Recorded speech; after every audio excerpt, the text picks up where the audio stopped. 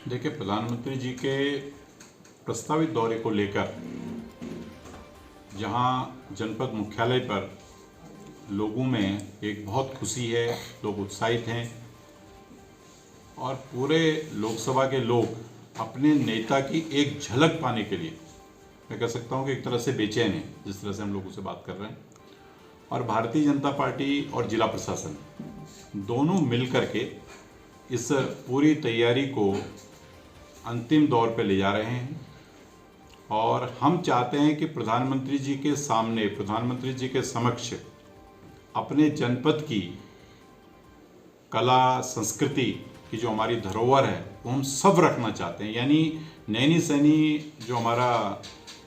हवाई पट्टी है वहाँ से लेकर स्टेडियम तक हम कम से कम 1.5-2 दर्जन स्थानों पर प्रधानमंत्री जी का इस जनपद की कला से, संस्कृति से उनको रूबरू कराना चाहते हैं। और वहीं सब लोग इस बात से के लिए भी उत्साहित हैं कि जिस तरह नरेंद्र मोदी जी ने प्रधानमंत्री बनने के बाद गुजरात के बाद, या मैं कह सकता हूं कि गुजरात से भी आगे, इस प्रदेश को अपना घर माना और इस प्रदेश का एक संरक्षक होने के नाते जिस तरह से इसके विकास में और यहाँ की समस्याओं के लिए वो निरंतर प्रयास करते रहे, अभी भी जो हमारी इस जनपद की समस्याएं होंगी या इस लोकसभा की समस्याएं होंगी, हमारे जनप्रतिनिधि और हमारे माननीय मुख्यमंत्री जी उनके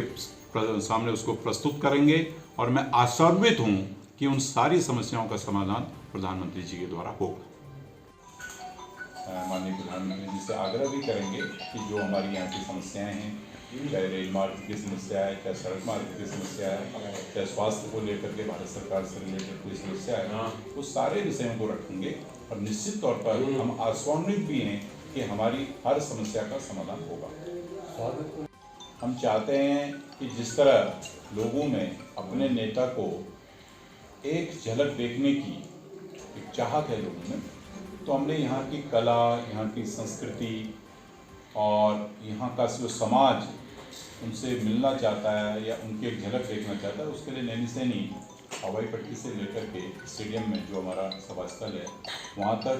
1.5-2 दर्जन ऐसे स्थान हैं जहाँ पर अलग अलग स्थानों पर अलग अलग तरीके से उनका स्वागत लोग करना चाहते हैं अपनी कला से, अपनी संस्कृति से।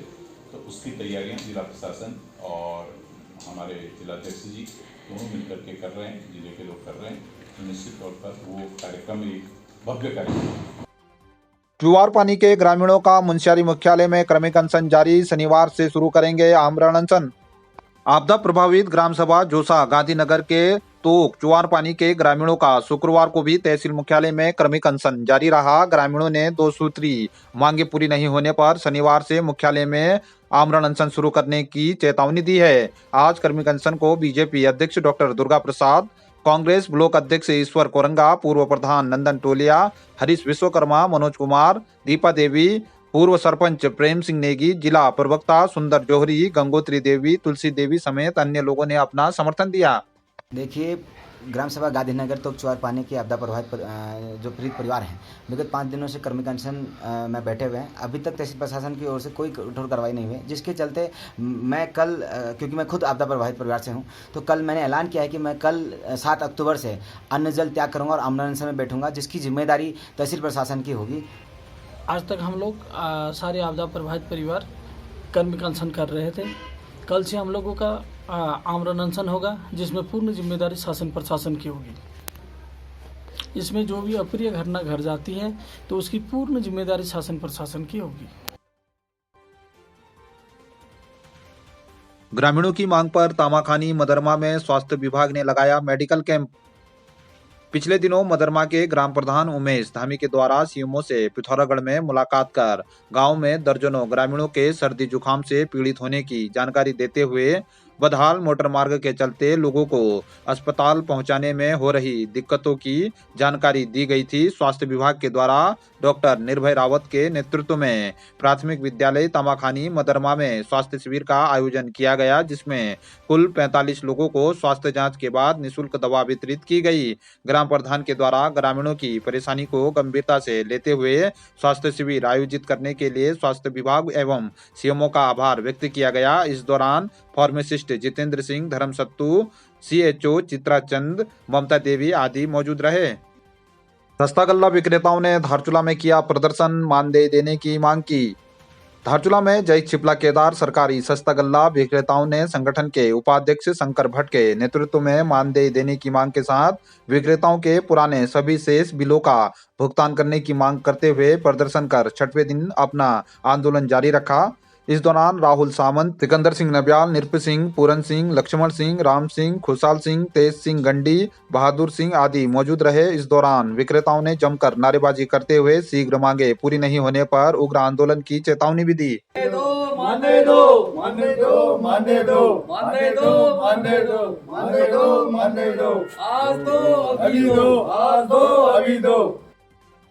प्रधानमंत्री नरेंद्र मोदी की जीत के लिए जोलिंगकोंग में तेलंगाना के शिव भक्तों ने 19,500 फुट की ऊंचाई पर किया हवन यज्ञ।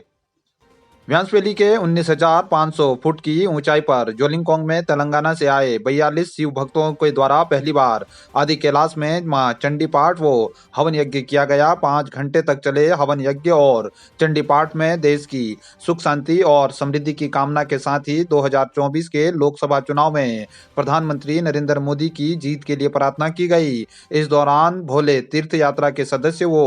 ओम टूर एंड ट्रेवल्स के हरीश सिंह कुटियाल आदि मौजूद रहे। मध्या रक्तपाता नीलजं घोरुणमदा चित्रलेखना चित्रमाल्याम्बर विभूषणा चित्रनारुलेपना कांति रूपसो भाग्यशालिनी अष्टादश भुजा पूज्या सा सहस्रभुजा सती आयुधान्यत्रवक्षन्ते दक्षिणादकरक्रमात् अक्षमाना सकलतम्बानुस्पर्शं गदा चक्रं त्रिशूलपरशो शङ्को भूतानुजः शक्तिर्जन्मजनपानं पानपात्रं कमण्डलुः अलङ्कृतं यावैभिरायुधे कमलासनं सर्वदेवं ईमीषा महारज्ञै भद्रायै नियताः प्रणतास्पदा